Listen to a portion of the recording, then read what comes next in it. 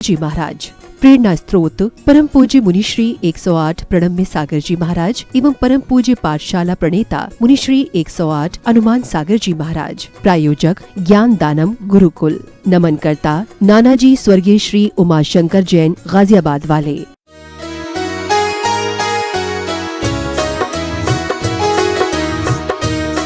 तो आप अपने अपूर्व तेज से कोटि सूर्यों के सदृश दैदीप्यमान है। ये कौन स्तुति कर रहे हैं?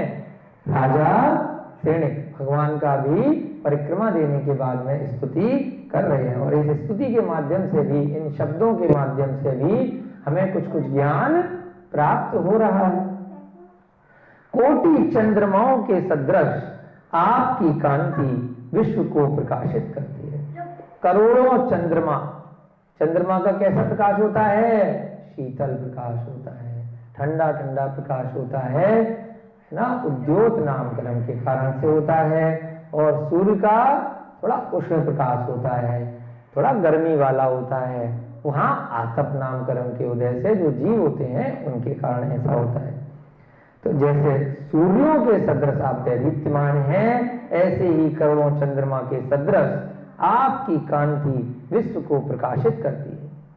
इसमें रंच मात्र भी संदेह नहीं है कि आपके दर्शन मात्र से पाप समूल नष्ट हो जाते हैं। जो किसी जीव ने अपने इस भव में या पूर्व भव में कोई भी पाप के कार्य किए हों, समूल यानी जड़ समेत, मूल यानी जड़, जड़ समेत नष्ट हो जाते हैं दर्शन मात्र से। जैसे बताया ना कि भाई एक मंदिर में दर्शन करना और साक्षात अगर सामने भगवान महावीर आ जाए तो आपके क्या भाव रहेंगे। तो उनके दर्शन करते ही सारे की सारे पाप जैसे नष्ट हो जाते हैं जीवों के। आपका ज्ञान तीनों लोकों में व्याप्त है। अतः आप ही ब्रह्मा हो, आप ही विष्णु हो और आप ही महेश हो। जो अन्यमति हैं वो ब्रह्मा विष्णु महेश की स्तुति करते हैं ना कि ब्रह्मा सृष्टि का रचयिता है ना, विष्णु उसको पालन करने वाले हैं, महेश उसको संहार करने वाले हैं। ये सारी जो बातें बनाई गई हैं, देवों के रूप दिए गए हैं अन्यमति में। तो राजा श्रेणी क्या कहते हैं कि अन्यमतियों में जो ब्रह्मा विष्णु महेश बताए हैं साक्षात आप ही हो। आप संसार बंधन से सर्वथा मुक्त हो, सत्पुरुषों के तारक हो तथा धर्म चक्र के चालक हैं। संसार बंधन से सर्वथा मुक्त है। अब आपको केवल ज्ञान की प्राप्ति हो चुकी है तो अब दोबारा आपका जन्म नहीं होना है। सत्पुरुषों के तारक हैं, जो अच्छे लोग हैं उनको तारने वाले हैं। जैसे स्वाध्याय करके उसी का निमित्त बनेगा, उसी के यहाँ भाव बनेंगे, वही यहाँ बैठ के पढ़ सकेगा या पढ़ा सकेगा। जो सत्पुरुष है उसको तारने वाले हो, वही समूसरण में आएगा भगवान के। और क्या हो? धर्म चक्र के चालक हो। जैसे विष्णु को बताया कि संसार का पालन करने वाले, ऐसे ही धर्म का जो चक्र है, धर्म किसे बोला? जो संसार चक्र से मुक्ति का मार्ग बताए वही सच्चा धर्म है। अहिंसामयी धर्म है वही सत्य धर्म है। उसको चालक यानी कि ड्राइवर हो, उसको चलाने वाले हो, तीर्थ के प्रवर्तक हो, इसीलिए आपको तीर्थंकर बोला। संसार चक्र से निकालने की विधि तीर्थ कहलाती है और जो तीर्थ का प्रवर्तक होता है वो तीर्थंकर कहलाता है। आप भव्य जीवों की सुख परंपरा की वृद्धि करते हैं। भव्य और अभव्य दो प्रकार से जीव होते हैं। भव्य जीव कौन से होते हैं? जिन जीवों को कभी ना कभी मोक्ष होगा, आज नहीं तो कल, कल नहीं तो परसों तो मोक्ष होगा। प्रयास तो करना पड़ेगा, अपने आप तो नहीं होगा। और ऐसा हम लोग मानते हैं कि जो भी जीव स्वाध्याय कर रहे हैं, जिन धर्म के बारे में पढ़ रहे हैं, जिन्हें भगवान में आस्था रखते हैं, भले ही जन्म से उनको उनके परिवार वाले मानते थे इसलिए मान रहे हैं, या जन्म से नहीं मानते थे वो लोग, परंतु किसी कारण से निमित्त मिल गए, उनकी आस्था बनी और वो मानने लग गए। भले ही त्रियंच गति के जीव हैं, है ना, जानवर हैं, पशु पक्षी हैं या मनुष्य हैं, तो वे सभी भी भव्य जीव हैं, तभी तो यहाँ तक पहुंचे, उनकी आस्था बनी, वो धीरे धीरे पढ़ रहे हैं, सीख रहे हैं, नियम ले रहे हैं, धर्म कर रहे हैं, तप इत्यादि कर रहे हैं, वे सभी भव्य जीव हैं। तो हम सभी भी जो यहाँ बैठे हैं, हमें ये मानना चाहिए कि हम भी भव्य हैं, तभी यहाँ तक पहुंचे, है ना। और हमें अपना भव्यपना बना के रखना है। कोई भी गलत काम इत्यादि करेंगे तो वापस नीचे चले जाएंगे। दूसरे जीव कौन से होते हैं? अभव्य जीव, जिनकी किस्मती ऐसी है, अपने कर्म ऐसे हैं कि जिनको कभी भी मोक्ष नहीं होगा, तो उनको क्या बोलते हैं? अभव्य जीव। इसका उदाहरण देते हैं आचार्य कि जिस प्रकार से कोई दाल होती है, उसमें कुछ दाल ऐसी आ जाती है, मान लीजिए मूंग की दाल हुई, उड़द की दाल हुई, कि जो कभी भी गलती नहीं है ना, उसकी कोई गलती तो है नहीं, लेकिन फिर भी वो पकाने के बाद भी नहीं गली। तो ऐसे ही कुछ आत्माएं ऐसी होती हैं इस संसार में जो कभी भी मोक्ष को प्राप्त नहीं करेंगी, जिनका ये संसार चक्र जो परिभ्रमण है, जो घूमना है, वो कभी भी नष्ट नहीं होगा। तो क्या कहा? आप भव्य जीवों की सुख परंपरा में वृद्धि करते हैं। सुख कब मिलेगा? शाश्वत सुख जब मोक्ष प्राप्त होगा। तो सुख परंपरा में वृद्धि किनकी की जाएगी भगवान के द्वारा समुसरण में? भव्य जीवों की। आप जिन ईश्वर अर्थात जिनेश्वर हैं। जिनेश्वर बोला, हम लोग जैन लगाते हैं बड़े गर्व से अपने नाम के आगे, बहुत सारे लोग। क्या मतलब होता है जैन का? जैन माने जो जिनेंद्र भक्त हो, और जिनेंद्र यानी जिन्होंने अपनी इंद्रियों को जीत लिया हो। 5 प्रकार की इंद्रियां होती हैं, स्पर्श, रसना, घ्राण, चक्षु, कर्ण। तो जिन्होंने इस 5 इंद्रियों पर विजय प्राप्त कर ली, तो उनको क्या बोलते हैं? जिनेंद्र। जिन ईश्वर, जिन्होंने इंद्रियों को जीत लिया हो।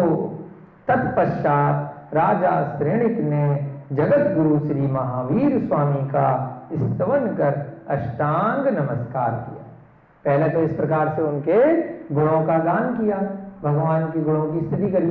भगवान जब बन जाते हैं, किसी को भी केवल ज्ञान प्राप्त हो जाता है, तो वो जीव, भले ही कोई जीव आकर उनकी स्तुति करे या कोई जीव आकर के उनको अपशब्द बोले, गालियां दे, उनको कुछ भी फर्क नहीं पड़ता है ना। वो तो क्या होते हैं? अपने ध्यान में मग्न रहते हैं। परंतु अब फिर हम क्यों स्तुति करते हैं? राजा श्रेणिक ने क्यों स्तुति करी?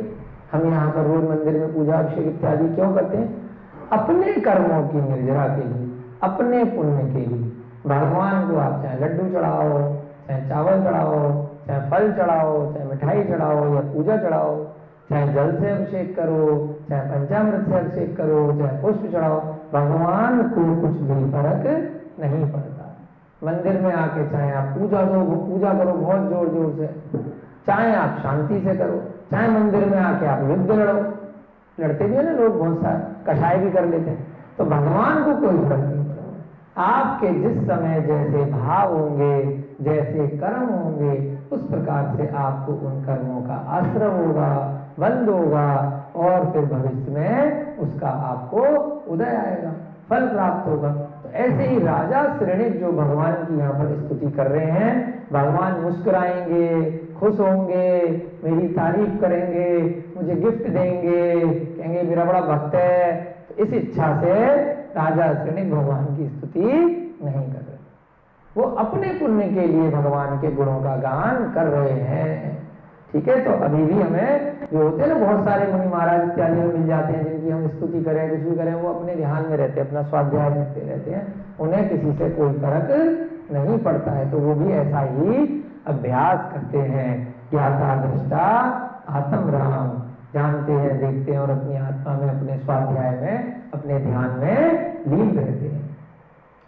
उसके बाद राजा श्रेणिक ने अष्टांग नमस्कार किया, यानी कि पूरी तरह से 8 प्रकार के अंगों से लेट करके जो नमस्कार किया जाता है उसे क्या बोलते हैं?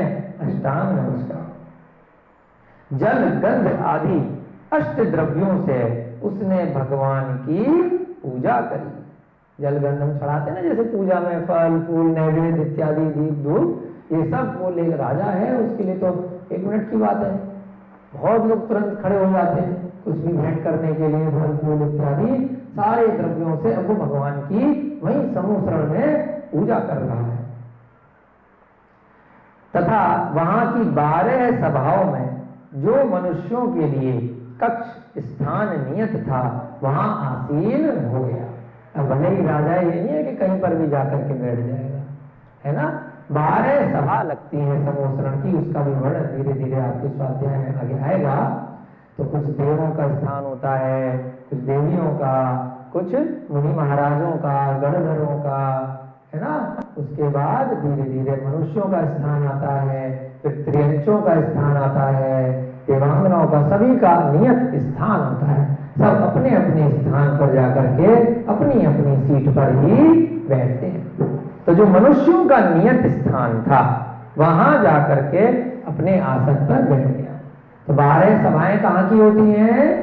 समूसरण की 12 कोटे होते हैं या 12 सभाएं होती हैं। इसके पश्चात भगवान महावीर का धर्मोपदेश प्रारंभ हुआ। अब भगवान महावीर की दिव्य ध्वनि खिलनी प्रारंभ हुई, है ना। उनका धर्म के ऊपर उपदेश प्रारंभ होता है।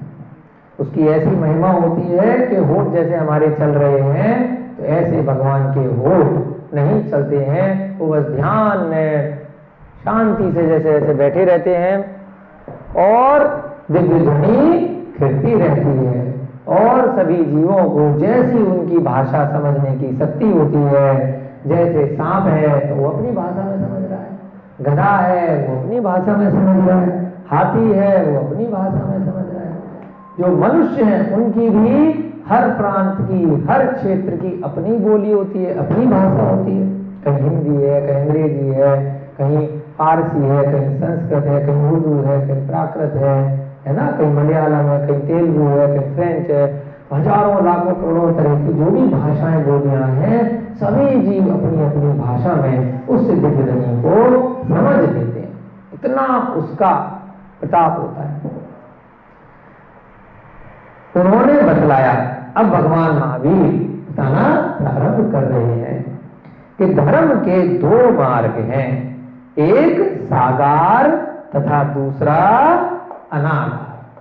कौन कौन से 2 मार्ग हैं? एक सागार और दूसरा अनागार, है ना। सागार धर्म और अनागार धर्म। बहुत अच्छा। यहाँ पर देखिए, पहले भी बताया था कि प्रमुखता किसकी रहेगी? वर्तमान योग में कोई कथा कहानी चल रही होगी, इंटरेस्ट बना रहेगा, परंतु बीच बीच में जैसे कोई भगवान की वाणी आएगी, कोई मुनि महाराज की वाणी आएगी, कोई प्रवचन इत्यादि आएंगे तो वहां पर क्या आ जाएगा? बाकी के अनुयोगों में से कुछ भी आ सकता है। तो धर्म के 2 मार्ग कौन से बताए? सागार और अनागार। गृहस्थ के लिए सागार धर्म का विधान है।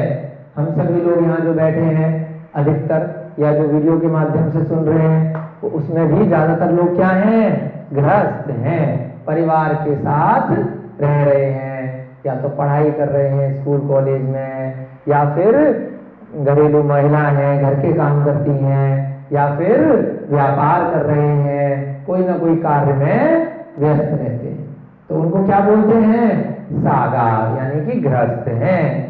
और गृहस्थ यदि कोई धर्म करता है, यानी जिन मार्ग पर आगे बढ़ना चाहता है, तो उसको क्या बोलेंगे? सागार धर्म। तथा यतियों के लिए अनागार धर्म है। यति यानी जो मुनि महाराज हैं, ऋषि मुनि हैं, जो गृहस्थ जीवन का परित्याग कर करके आगे बढ़ गए हैं, तो उनके लिए क्या बोला? अनागार। अब उनका कोई भी घर नहीं है, तो उनके लिए एक स्टेप और आगे। लेकिन वहां तक पहुंचने के लिए यहाँ पर अब भगवान महावीर बताएंगे कि घर में रहकर भी टेंशन नहीं लेना कि मैं मुनि नहीं बन पा रहा, मैं वैराग्य धारण नहीं कर पा रहा, मेरा कैसे कल्याण होगा। तो घर में रहकर भी वो धीरे धीरे नियम ले सकता है, तप कर सकता है और अपने शक्ति के अनुसार गृहस्थ धर्म का पालन कर सकता है। तो उसको क्या बोलेंगे? सागार धर्म। गृहस्थ धर्म से स्वर्ग की प्राप्ति होती है तथा यति धर्म से मोक्ष की। अगर कोई घर में रहकर भी धर्म का पालन करेगा, अहिंसामयी धर्म में आस्था रखेगा और नियम संयम इत्यादि से रहेगा तो वो कहाँ जाएगा? वो भी कम से कम स्वर्ग तो पहुंच ही जाएगा।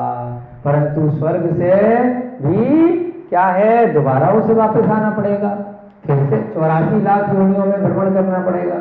थोड़ी सी आयु स्वर्ग में हम मनुष्य भर से ज्यादा रहेगी, सागरों की या पल्यों की आयु रहेगी, परंतु क्या होगा, वो भी आयु कभी ना कभी खत्म हो जाएगी। तो इसलिए अंत में तो उसको अनागार धर्म का ही विधान है, यति बनना ही पड़ेगा, मुनि बनना ही पड़ेगा। परंतु जब तक नहीं बन पा रहा है और यदि समाधि मरण स्वर्ग में समाधि मरण कर लेता है मनुष्य भर में तो क्या होगा, स्वर्ग तो चला ही जाएगा। मोक्ष जाना है तो यति बनना पड़ेगा। उक्त धर्मों के 13 भेद हैं।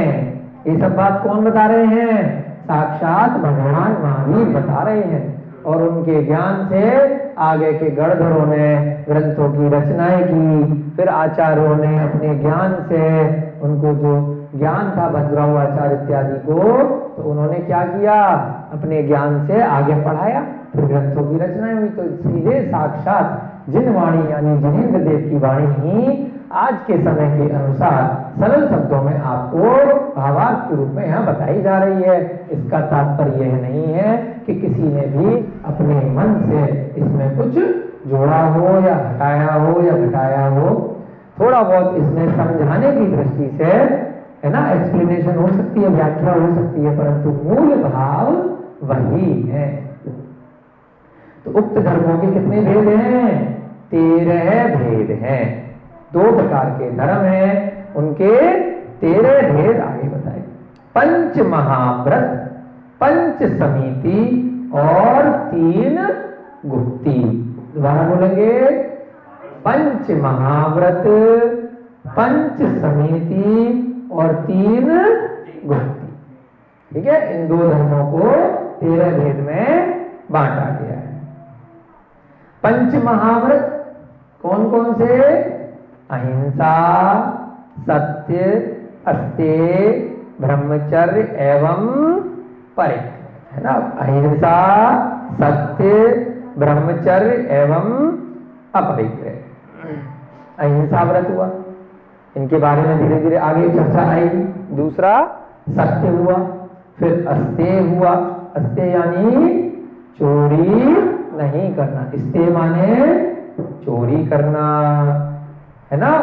और अस्तेय लग गया तो चोरी नहीं करना। सत्य माने हमेशा सत्य बोलना। अहिंसा माने कभी भी किसी जीव की हिंसा नहीं करना। ब्रह्मचर्य यानी कि है ना, कभी भी पर स्त्री या पर पुरुष गमन नहीं करना। अपरिग्रह यानी ममता का भाव, जो भी आपके पास धन संपत्ति इत्यादि है उसके साथ अत्यधिक मोह ममता नहीं रखना। उसका अत्यधिक संग्रह तो कर ही लिया, उसके साथ उसमें बहुत ज्यादा मोह रख लेते हैं तो उसे क्या बोलते हैं? बहुत परिग्रह करना।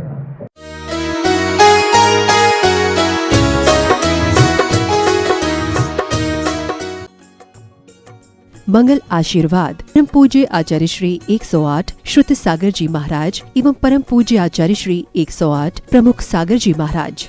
प्रेरणा स्त्रोत परम पूज्य मुनिश्री 108 प्रणम्य सागर जी महाराज एवं परम पूज्य पाठशाला प्रणेता मुनिश्री 108 हनुमान सागर जी महाराज। प्रायोजक ज्ञान दानम गुरुकुल। नमन करता नानाजी स्वर्गीय श्री उमाशंकर जैन गाजियाबाद वाले।